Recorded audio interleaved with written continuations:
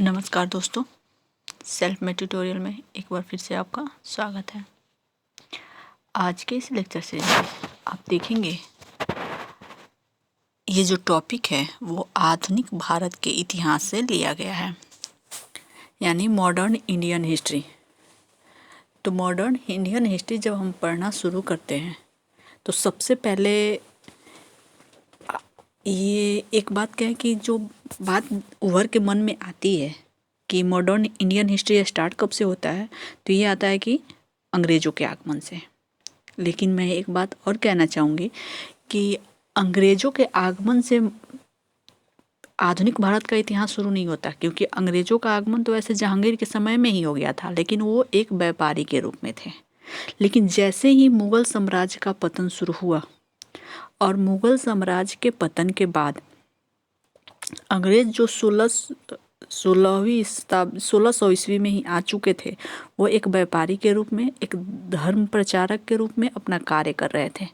लेकिन जैसे ही मुग़ल साम्राज्य का पतन शुरू हुआ और अंग्रेज़ जो रहे अपनी स्थिति को मजबूत, अपनी राजनीतिक स्थिति, अपनी आर्थिक स्थिति को मजबूत बनाने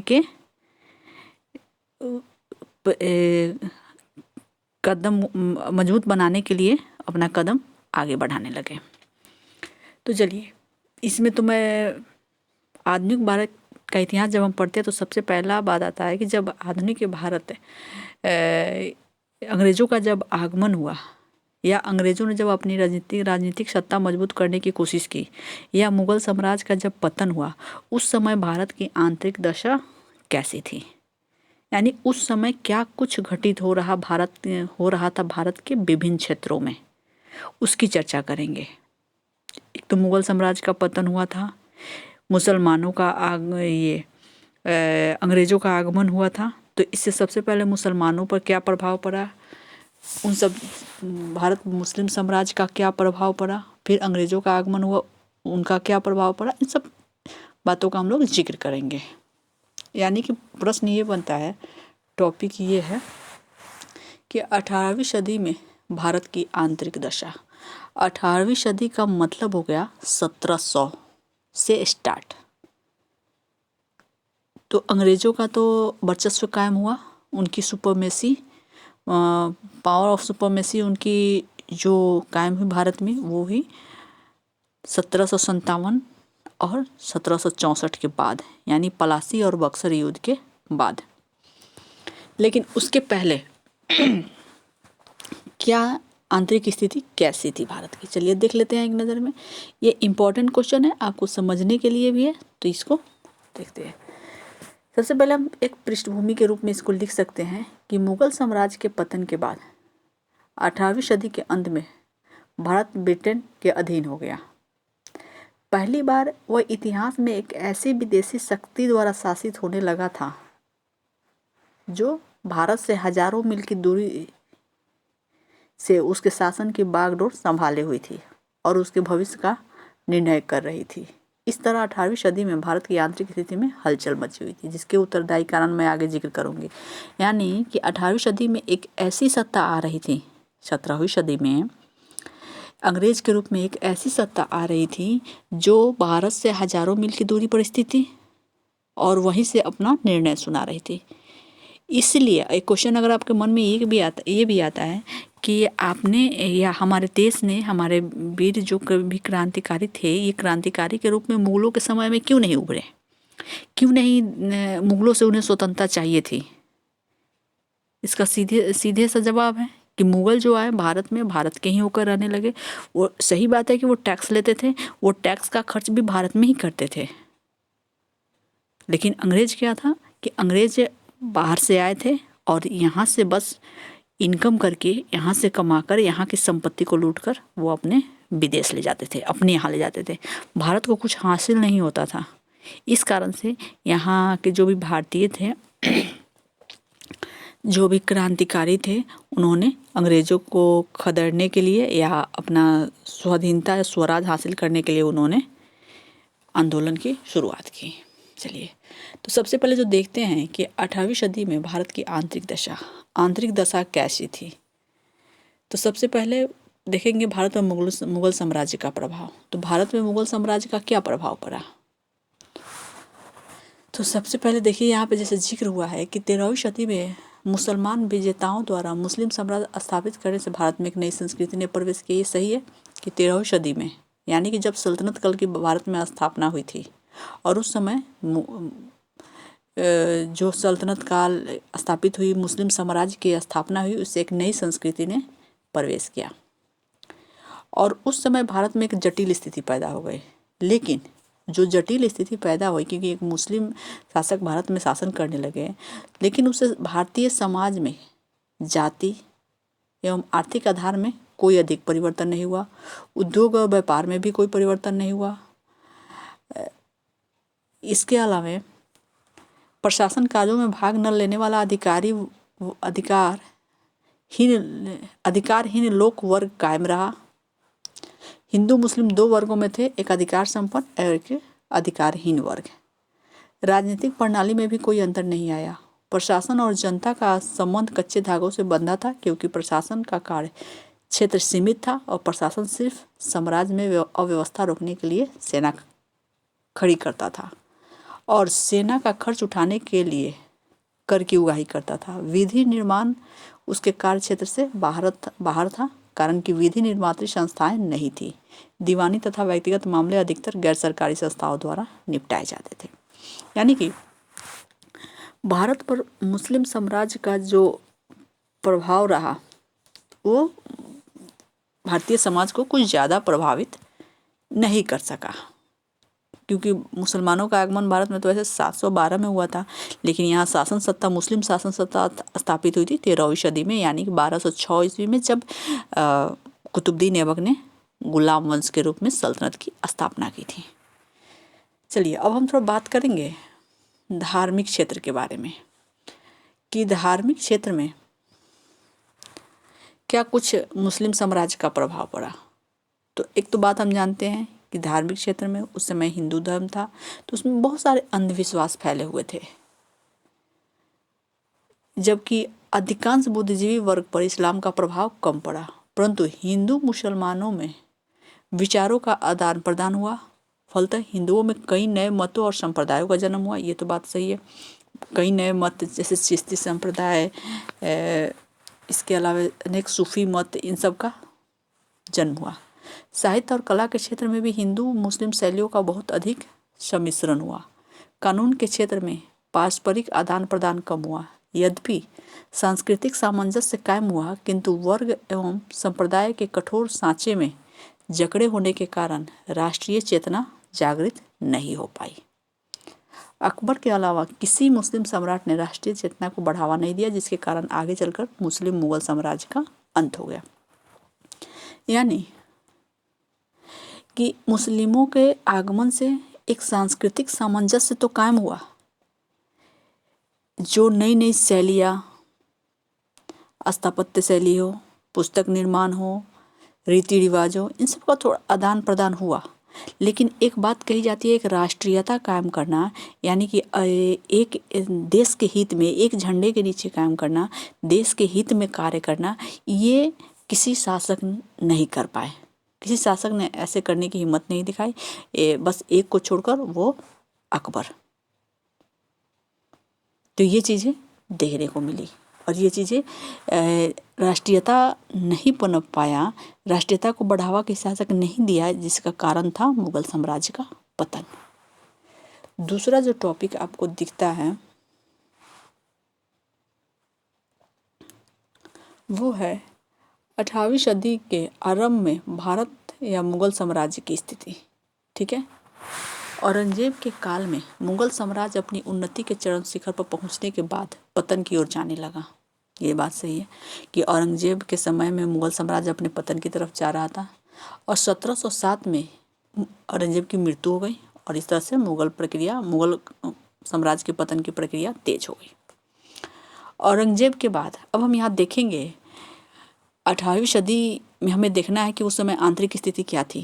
तो एक तो ये हमने देखा कि मुसलमानों का समाज पे क्या प्रभाव पड़ा, तो कुछ ज़्यादा प्रभावित नहीं किया।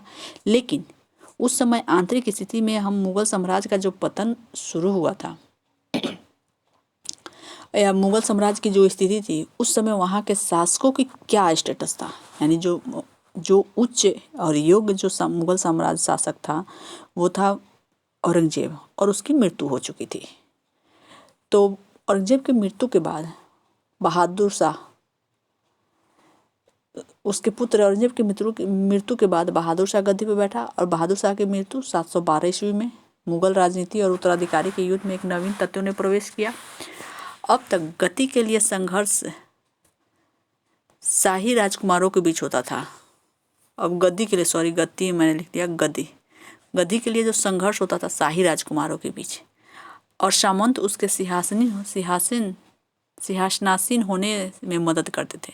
लेकिन अब महत्वाकांक्षी सामंत स्वयं शक्ति प्राप्त करने के लिए दावेदार बनकर राजकुमारों को अपने हाथों की कठपुतली बनाकर उत्तराधिकारी के युद्ध में भाग लेने लगे। अब क्या था कि ऐसा नहीं था कि अब कोई राजा ही अपने एक उत्तराधिकारी को नियुक्त कर दे।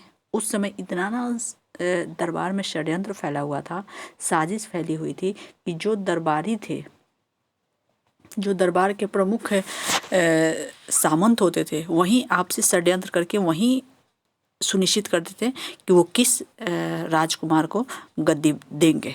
वो आपसी षड्यंत्र के द्वारा, आपसी साजिश के द्वारा ही ये तय करते थे। और इस तरह से वे लोग और राजकुमारों को अपने हाथों की कठपुतली बनाने लगे। बहादुर शाह का अयोग्य पुत्र जहांदार शाह ने शक्तिशाली जुल्फिकार खां की सहायता से 1712 ईस्वी के उत्तराधिकारी के युद्ध में सफल रहा, लेकिन उसको सैयद हुसैन अली और अब्दुल्ला खान ने 1713 ईस्वी में मारकर फर्रुखसियार को गद्दी पर बैठा दिया। फर्रुखसियार के षड्यंत्र से तंग आकर सैयद भाइयों ने उसको भी मरवा दिया। युवा भाइयों को गद्दी पर बैठाकर फिर उनको भी हटा दिया। मोहम्मद शाह को गद्दी पर बैठाया। मोहम्मद शाह ने षड्यंत्र करके सैयद भाइयों को मरवा डाला और निजामुल मुल्क को अपना मंत्री बनाया। लेकिन निजामुल मुल्क शासन की स्थिरता और दरबारी षड्यंत्र से परेशान होकर दक्षिण चला गया, जहां उसने हैदराबाद के स्वतंत्र राज्य की स्थापना की, और इसी के साथ 1724 के मुगल साम्राज्य का विघटन शुरू हो गया और अवध, बंगाल, रुहेलखंड, नागपुर, बड़ौदा, इंदौर और ग्वालियर की तरह अनेक स्वतंत्र राज्य सूबेदारों ने स्थापित कर लिए। यानी मुगल साम्राज्य के पतन के साथ ही उनकी आंतरिक स्थिति काफ़ी दयनीय हो गई। ये उत्तराधिकारी युग जो राजकुमार थे आपस में ही लड़ने लगे और इन्हें शासन सत्ता देने का काम सामंत करने लगे, और इस तरह से दरबार जो था साजिशों का केंद्र बन गया, और इसका फ़ायदा उठाकर जो प्रांतीय राज्य थे वो स्वतंत्र होने लगे, जिनमें कुछ नाम जो दिया गया अवध, बंगाल, रुहेलखंड, नागपुर, बड़ौदा, इंदौर, ग्वालियर, ये सारे स्वतंत्र बन गए। ठीक है। और उस समय नादिर शाह और अहमद शाह अब्दाली का आक्रमण भी शुरू था, उसके बारे में भी थोड़ा सा हम पढ़ेंगे। यानी कि 18वीं सदी में नादिर शाह और अहमद शाह अब्दाली जैसे आक्रमणकारी के आक्रमण से भी भारत को जूझना पड़ा। 18वीं सदी के आरंभ में मुगल साम्राज्य का ढांचा चरमराने लगा, राजस्व घट गया, संचार साधन लड़खड़ा गया, उद्योग धंधे, व्यापार तथा कृषि का स्वरूप क्षेत्रीय हो गया, केंद्र विरोधी शक्तियां हावी होने लगी, न्याय व्यवस्था बिगड़ गई, साम्राज्य के टुकड़े टुकड़े हो गए और विदेशी आक्रमण तथा आंतरिक शत्रुओं का मुकाबला करने की उसकी शक्ति टूट गई। इसी बीच 1738 एंड 1739 में नादिर शाह ने भारत पर आक्रमण करके देश की आर्थिक स्थिति बिगाड़ दी। नादिर शाह के जाने के बाद कंगाल सामंत किसानों से निष्ठापूर्वक लगान वसूल करके अपनी आर्थिक स्थिति को सुधारने का प्रयत्न करने लगे। मोहम्मद शाह की मृत्यु के बाद 1700 मोहम्मद शाह कौन था? मुगल साम्राज्य, अंतिम मुगल साम्राज्य, यानी औरंगजेब की मृत्यु के बाद जो अयोग्य मुगल साम्राज्य जो बैठे थे उनमें से था मोहम्मद शाह।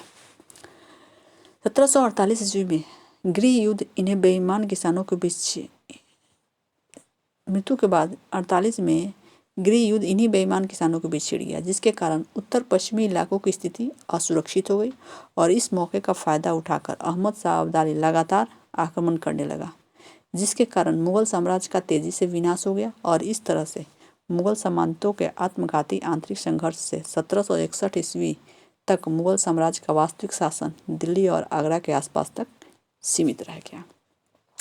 यानी 1761 ईस्वी में पानीपत का तृतीय युद्ध हुआ था। ये अहमद शाह अब्दाली था और इस समय मुगल सम्राट का वास्तविक शासन जो था, वास्तविक शासन दिल्ली और आगरा के आसपास तक ही सीमित हो गया। अब हम देखते हैं 18वीं सदी के मध्य में भारत की आंतरिक दशा। यानी कि अब हम थोड़ा सा बात कर लेते हैं उसकी आंतरिक दशा, यानी मुसलमानों की बात की हमने, मुगलों की बात की। अब उत्तराधिकारी संबंधी युद्ध बहुत भीषण और विनाशकारी साबित हुए। आरंभ में 18वीं सदी में उत्तराधिकारी संबंधी युद्ध तो काफ़ी खतरनाक रहा, क्योंकि इस युद्ध में हजारों लोग मारे गए, संपत्ति की भारी क्षति हुई, हजारों प्रशिक्षित सिपाही और सैकड़ों योग्य सेनापति, कार्यकुशल अफसर मारे गए। सामंत वर्ग भी, जो साम्राज्य की आधारशिला था, संघर्ष में स्वयं उलझ गया। कई स्थानीय शासक कर्मचारियों ने केंद्र की अनिश्चित दशा अराजकता का लाभ उठाकर अपनी शक्ति सुदृढ़ करके स्वशासन स्थापित किया, अपने पद को भी पैतृक कर दिया। अधिकतर सामंत समाज और राज्य के हित के लिए लड़ने के बदले अपने स्वार्थ की पूर्ति में लगे हुए थे। इससे साम्राज्य एक सुसंबद्ध इकाई न रह गया और यह विदेशी विजेताओं का शिकार बन गया। उत्तर मुगलकालीन सामंतों का पतन निजी चरित्रहीनता के कारण नहीं, बल्कि लोकहित की भावना के अभाव और दूरदर्शिता के कारण हुआ। यही कमजोरियां मराठा शासकों, राजपूत राजाओं, जाटों, सिखों, नव स्थापित स्वतंत्र राज्यों के शासकों में भी मौजूद था। इससे स्पष्ट होता है कि 18वीं सदी के मध्य में भारत की आंतरिक स्थिति अनिश्चित भविष्य के परिवर्तन के दौर से गुजर रही थी। ये तो बात सही है, 18वीं सदी में भारत की आंतरिक स्थिति जो थी काफ़ी गहमागहमी, बाकी संक्रमण की स्थिति से गुजर रही थी। कई ऐसे समाज के बदलते समाज जो है परिवर्तन के दौर से गुजर रहा था। अनेक क्षेत्रों में ऐसे परिवर्तन देखने को मिल रहे थे। अब हम आगे देखेंगे 18वीं सदी के अंत में भारत की स्थिति। 18वीं सदी के प्रारंभ में जब मुगल साम्राज्य का विघटन आरंभ हुआ तो अंग्रेज व्यापारियों ने भारत की व्यापारिक क्षेत्र में प्राथमिकता चाही और इसके लिए उन्होंने मुगल सम्राट से भारत में प्रतिद्वंदियों की अपेक्षा भारत में एकाधिकार और चुंगी में छूट की मांग की।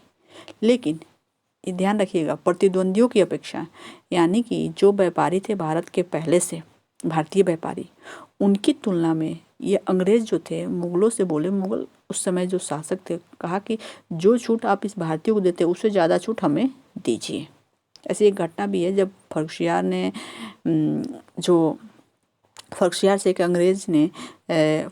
ने अंग्रेज को एक छूट दी थी टैक्स में। वो क्यों दी थी? तो फर्रुखसियार को कहा जाता है कि घाव हो गया था, वो बीमार पड़ गया था, पूरे भारतीय जो भी वैद्य हैं उनको दिखाकर थक चुका था, तो अंग्रेज़ों के साथ एक डॉक्टर आया और उसने उसका इलाज किया और उससे वो ठीक हो गया। इससे फर्रुखसियार काफ़ी खुश हुआ और उसने कहा कि जो टैक्स में जो छूट दी जाती है व्यापार करने के लिए, वो छूट इन्हें दे दी गई। दस्तक, जिसको दस्तक प्रथा कहा जाता है, और बाद में जाके यही अंग्रेज दस्तक प्रथा का दुरुपयोग करने लगे, जिसके कारण मीर कासिम ने आवाज़ उठाई और मीर कासिम ने बक्सर का युद्ध किया इसके साथ। तो वही बातें थी, तो मांग करते रहे। जब ईस्ट इंडिया कंपनी ने 18वीं सदी के मध्य में भारत के सड़ी हुई आंतरिक अनिश्चित स्थिति को देखा तो उसमें हस्तक्षेप किया। यानी कि ईस्ट इंडिया कंपनी एक व्यापारी के रूप में तो कार्य करी थी, लेकिन जब देखा 18वीं सदी में भारत की स्थिति एकदम से डावाडोल है हर क्षेत्र में, तो उन्होंने हस्तक्षेप करने की पूरी कोशिश की। घेरे की नीति, तटस्थता, सहायक संधि प्रणाली, साम्राज्य विस्तार की नीति, युद्ध द्वारा बिना युद्ध के राज अपहरण की नीति द्वारा भारत में ब्रिटिश साम्राज्य की स्थापना कर लिया। इन सब नीतियों का उद्देश्य भारत में ब्रिटिश साम्राज्य का विस्तार और भारत की आर्थिक शोषण करना था। ब्रिटिश साम्राज्य की सुरक्षा के लिए क्लाइव से कैनिंग तक हर ब्रिटिश प्रशासन कोई भी तरीका अपनाने के लिए तैयार था। इस तरह 18वीं सदी के अंत तक भारत यूरोपीय व्यापारियों, लुटेरों के लिए आकर्षण का केंद्र बन गया। उस समय अंग्रेजी समाज स्थिर था और भारतीय समाज का अपकर्ष हो रहा था, यानी अपकर्ष यानी कि पतन की ओर कहें। वारेन हेस्टिंग्स के मुकदमे के समय ब्रिटेन के दृष्टिकोण में परिवर्तन आ गया। सुधारवादी अंग्रेज भारत में दिलचस्पी लेने लगे। इसके बाद ईसाई धर्म प्रचारक भी ईस्ट इंडिया कंपनी से अनुमति लेकर भारत में प्रवेश करने लगे और इस तरह 18वीं सदी के अंत तक अंग्रेज भारत में जम गए। 18वीं सदी के अंत यानी कि 1757 और 64 के बाद अंग्रेजों की स्थिति काफ़ी भारत में मजबूत हो गई। अब हम यहाँ देखेंगे एज ए निष्कर्ष तौर पर कह सकते हैं, उपयुक्त अध्ययन से इस निष्कर्ष पर पहुँचते हैं कि मुगल साम्राज्य जो अपनी उन्नति के चरमोत्कर्ष पर था 18वीं सदी के आरंभ में अवनति की तरफ चल पड़ा। अंग्रेजों के मृत्यु के बाद 52 वर्षों में 8 शासक दिल्ली की गद्दी पर बैठे और साम्राज्य के टुकड़े टुकड़े हो गए। उत्तर पश्चिम से आक्रमण होने लगे। इस स्थिति का लाभ उठाकर ईस्ट इंडिया कंपनी ने 18वीं सदी के अंत में अपने पैर जमा लिए। तो ये था भारत की आंतरिक स्थिति। आप ध्यान से देखिएगा कि जो भी हम इतिहास पढ़ते हैं, या प्लासी का युद्ध पढ़िए या बक्सर का युद्ध पढ़िए या उसके बाद से जो भी स्टार्ट होता है, तो उसमें आपको ये देखना है कि आंतरिक स्थिति यानी 18वीं सदी में भारत की आंतरिक स्थिति यानी हर क्षेत्र किस तरह से प्रभावित था। अंग्रेजों से कहें, मुगल के पतनों से, मुगल साम्राज्य के पतन से कहें, तो उस चीज़ें आपको ये रखी गई है। और मैं आपको ये भी बता दूं कि ये जो नोट्स तैयार किया गया है, तो वो मॉडर्न इंडियन हिस्ट्री के 3rd के जो विद्यार्थी होते हैं, पार्ट 3rd के विद्यार्थी, उनके नोट्स के रूप में करके तैयार किया गया है। इसको बहुत जल्द मैं पहले नोट्स कंप्लीट करवाऊंगी। जो बच्चे एग्ज़ाम में लॉन्ग क्वेश्चन लिखते हैं, उसके बाद से कंपटीशन के लिए जो मेन टॉपिक मैप पर जो होता है उसको लेकर मैं आऊँगी। बस आप चैनल पे बने रहें। आपको वीडियो अच्छा लगे, वीडियो को लाइक करना ना भूलें और चैनल को सब्सक्राइब करें। हम फिर मिलते हैं एक नए वीडियो के साथ। धन्यवाद।